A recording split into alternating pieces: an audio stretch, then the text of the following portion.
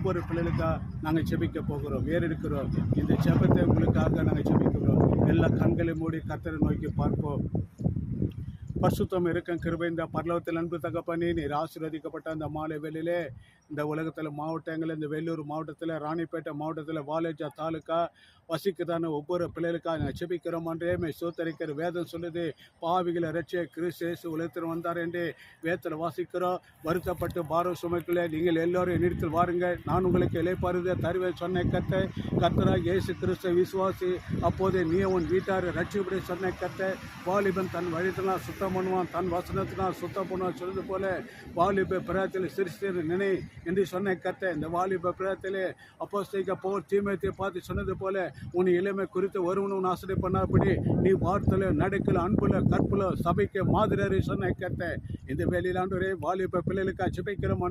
தாய் தகப்பனை பெற்றோர் கீழ்ப்படுகிற